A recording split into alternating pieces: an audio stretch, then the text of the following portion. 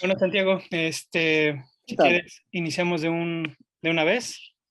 Primero, bueno, primero que nada, la realidad que describes en el Perú en Líbranos del Mar, dando cuenta de la desigualdad social, de la ruptura del núcleo familiar, de los abusos dentro de una institución con un arraigo y una autoridad en el país y en la región, como es la Iglesia Católica, bien podría ser la realidad de México o de cualquier país de Latinoamérica. ¿Hasta dónde es una crítica social y hasta dónde un reflejo del día a día de muchos y sobre todo de una época?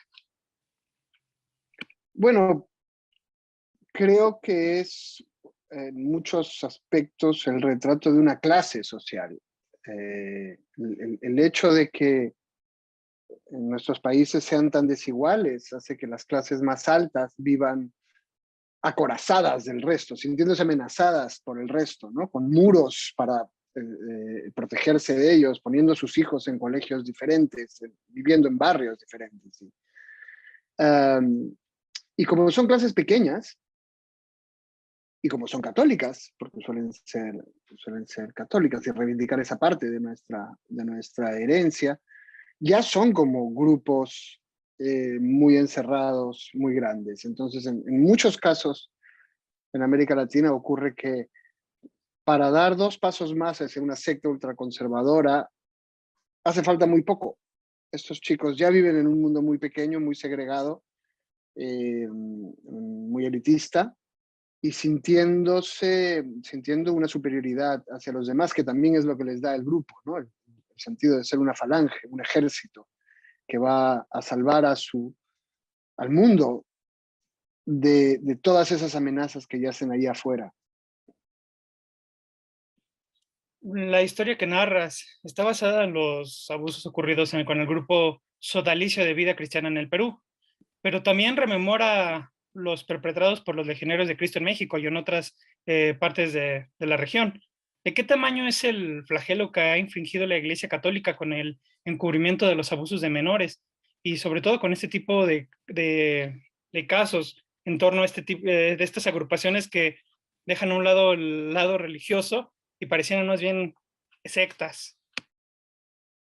Bueno, lo que a mí me interesaba era no hacer un reportaje de un caso real, sino explorar ahí donde el periodismo ya no te permite llegar, ¿no? Explorar mediante la ficción y mediante la especulación, en esa zona oscura que no se ha podido documentar en ninguna parte porque no hay fuentes que te digan lo que hicieron, ¿no? Y tratar de llegar ahí a partir del conocimiento de la naturaleza humana. Y entonces eso hace que la historia la puedas leer en Australia o en Sudáfrica o en Finlandia y sentir que tiene que ver con tu mundo, que tiene que ver con cosas oscuras que anidan dentro de todas las personas. Eh, Sin embargo, evidentemente en los países católicos el, el caso los casos de este tipo se volvieron especialmente fuertes porque era demasiado bochornoso admitir lo que ocurría y entonces lo que hicieron fue saltar el silencio al siguiente nivel, ¿no? Si se entera la jerarquía, que se calle la jerarquía. Si se entera la sociedad, que se calle la sociedad. Si se enteran los medios de comunicación, que no salgan los medios de comunicación. Y entonces el silencio en torno a estas cosas empezó a inundarlo todo hasta que explotó. Creo que esa explosión también ha servido para cuestionar, yo diría que sobre todo lo que me parece más importante, que alguien hable en nombre de Dios. Creo que lo que más débiles hacía y frágiles hacía a sus víctimas, porque el abuso siempre es un daño que te hace alguien que te quiere y que tú crees que te quiere. Pero si esa persona te habla en nombre de Dios, tiene un poder sobre ti que no puede tener ninguna otra persona, ¿no? Y el hablar de estas cosas, el denunciar estos casos, el hacer público y global lo que ocurre, es lo que más ha destruido el silencio en que las autoridades, incluso las autoridades eclesiásticas, querían cubrirlo. Ahora bien, en ese mismo sentido, ¿qué se puede esperar ahora de la iglesia, ante este silencio que retratas a la perfección en tu novela. Desde el Vaticano buscan atender esto con una reforma. ¿Es suficiente esto? ¿Llega a tiempo? Bueno, no sé si, por lo menos es algo, ¿eh? Que es más de lo que había antes. Pero creo que también han pasado más cosas que no necesariamente salen en los periódicos. Mis hijos van a un colegio católico y hay un teléfono para cualquier tipo de sospecha o acusación. Uh, Se evitan muchas situaciones eh, que antes eran naturales, como la confesión y las situaciones en las que un chico está a solas con un sacerdote. O sea, ha habido un cambio en la mentalidad. Yo le pediría al Vaticano más, pero ha habido un cambio en la mentalidad de mucha de la gente que trabaja con los niños directamente, aunque solo sea porque sabe que su supervivencia depende de que confiemos en ellos. Y que esto es, bueno, es un torpedo en la confianza que se le puede tener a la institución, ¿no? Y es una cuestión de supervivencia. En Líbranos de Mal también abordas, lo acabas de decir tú mismo, otro aspecto que comparten muchos países latinoamericanos es la desigualdad. Tú lo plasmas a través de las diferencias que hay en cuanto Jimmy viaja del mundo en el que vive con sus abuelos hasta cuando va a visitar a su padre. Es notoria la diferencia, son circunstancias muy distintas. Esta es una realidad que se está buscando ya atender en, no solo en Latinoamérica, incluso en Europa hay un cierto tipo de intentos. ¿Consideras que este es uno de los principales retos a vencer ahora en la región o antes ves otros? No, yo de hecho creo que la desigualdad es una urgencia, porque además crea una sociedad enfrentada. Lo veo ahora en el Perú, en las elecciones, que hay un país dividido por la mitad, como ya lo he visto en su momento en Bolivia, en Argentina, en muchos países. La desigualdad hace que las sociedades se sientan de un grupo y contra el otro. Y vamos a vivir juntos, nos guste o no. O sea que el ambiente de enfrentamiento es completamente inútil, improducente, y la, y, la, y tiende a crear una atmósfera que hace imposible resolver los problemas. A través de los diálogos entre Jim y su abuelita, esta mamatita, se asoma el asunto de la política. Ellos, al ser del extracto social al que pertenecen, dan cuenta, y obviamente hasta al estar apegados a la religión católica, dan muchas veces cuenta de sus tendencias de derecha, centro derecha. Previo a la jornada electoral del 6 de junio, tú habías comentado que no hay opciones políticas que generen ilusión. ¿Crees que se trate de un maleficio solo de la región, del Perú, o qué piensas? No,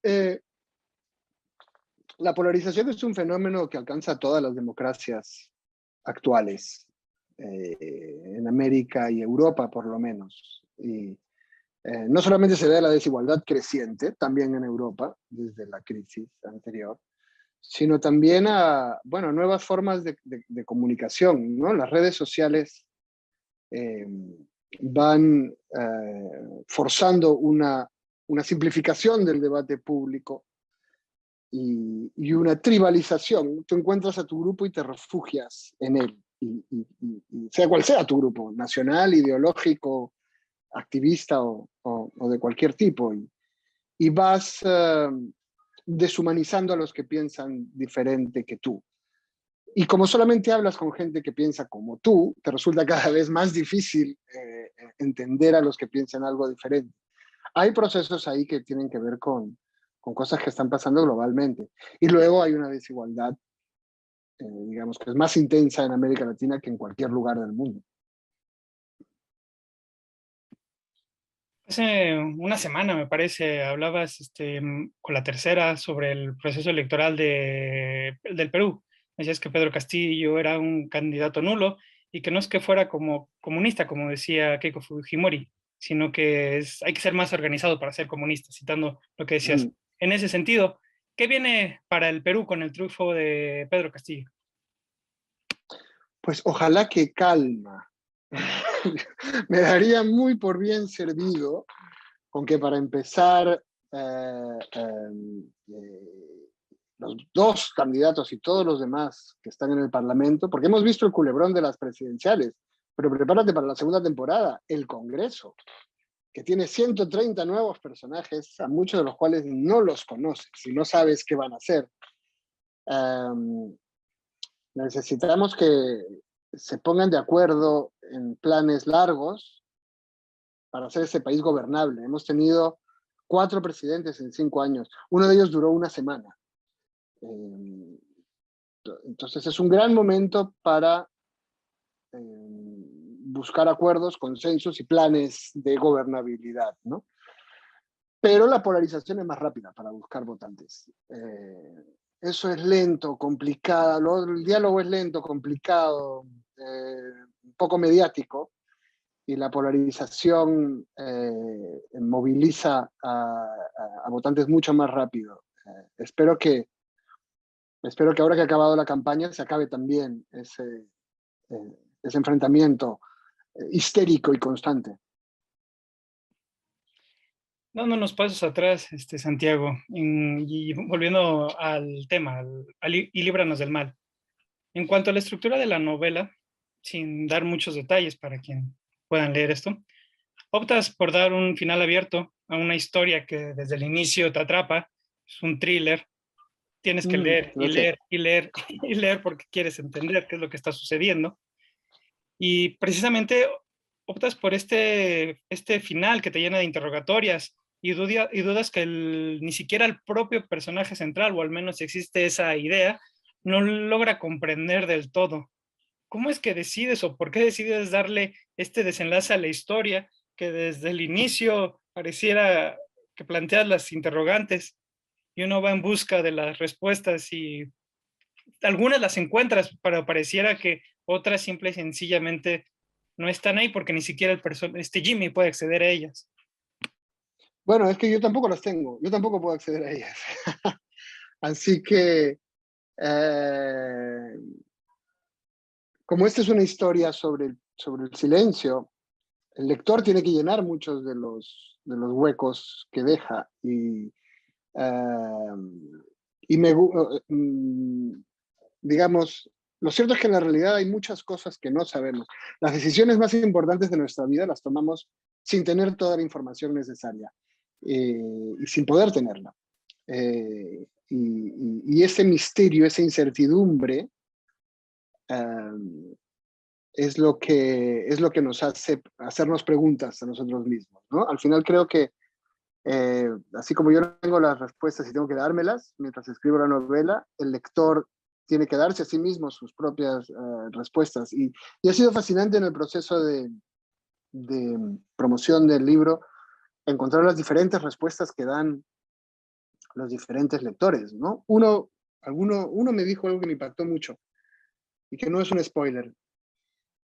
Al final me dijo, lo que encuentra Jimmy es una historia de amor.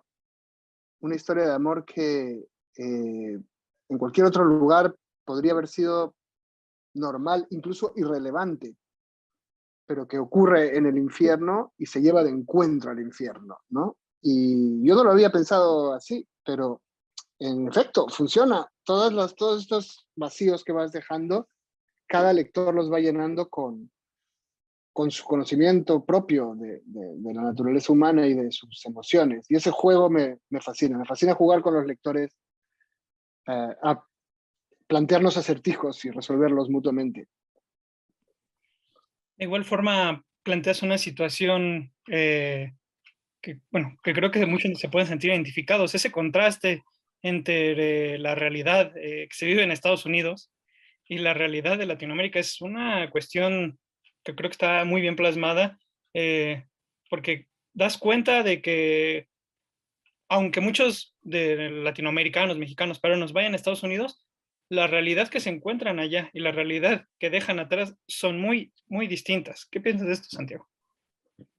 Bueno, creo que todos los emigrantes, y por supuesto México tiene muchísimos emigrantes, justo en Estados Unidos, donde ocurre esta parte de la novela, todos los emigrantes eh, tratamos de volver a fundar nuestra historia cuando nos vamos.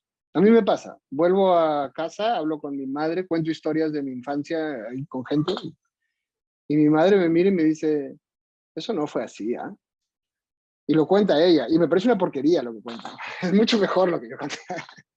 Pero al estar fuera, también reinventas tu propia historia, la acomodas al que tú quieres ser y al que vas a ser.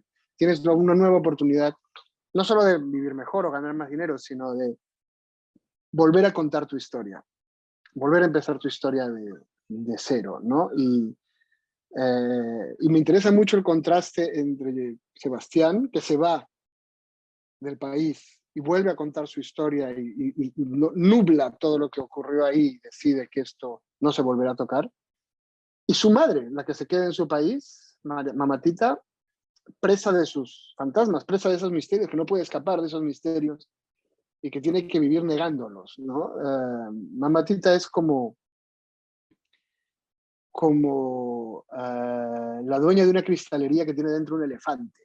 Está tratando de fingir que no está, pero se van rompiendo cosas conforme el elefante avanza y en algún momento está todo está a punto de todo de venirse abajo. Y creo que esa es la, la diferencia entre los que se quedan y los que se van, ¿no? Los que se quedan con el peso de las viejas historias y los que se van intentan contarse a sí mismos una nueva historia de quiénes son. Aunque tu pasado lo llevas dentro, nunca puedes escapar por entero de él. Finalmente, Santiago, mi última pregunta, una pregunta obligada, es sobre lo sucedido con Sambors, que en un principio vetó la venta de Líbranos del Mal por una cuestión, según ellos dijeron, de sus políticas.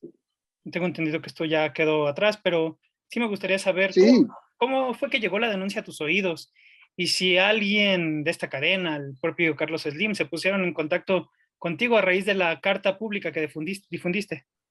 no. Nadie me habló. Hicieron un pedido de libro. Arreglado. En silencio. Eh, tengo que agradecerles mucho a mis lectores mexicanos, porque la carta no era más que un desahogo, ¿no? Pero el eco que le empezó a dar, que le empezaron a dar esta carta a mis lectores mexicanos, empezó a volverse muy difícil de controlar. Eran miles y miles de personas hablando de esto, y luego la prensa hablando de esto, y luego la prensa de varios países hablando de esto. Um, y esto es lo que lograron los lectores. Estoy agradecido y fascinado con ellos. Pero creo que plantea un debate más allá de este libro, que es quién controla lo que te llega, lo que lees, porque no me refiero solamente a las librerías. Durante la promoción, una periodista de un medio digital me dijo algo que me impactó muchísimo. Vamos a empezar hablando de otra cosa, porque si ven de qué estamos hablando, el algoritmo va a reducir la visibilidad de la conversación. He ido descubriendo con este libro que hay muchos vetos en muchos niveles y muchas dimensiones a las cosas que tú puedes leer y por lo tanto a las cosas que tú puedes pensar, ¿no?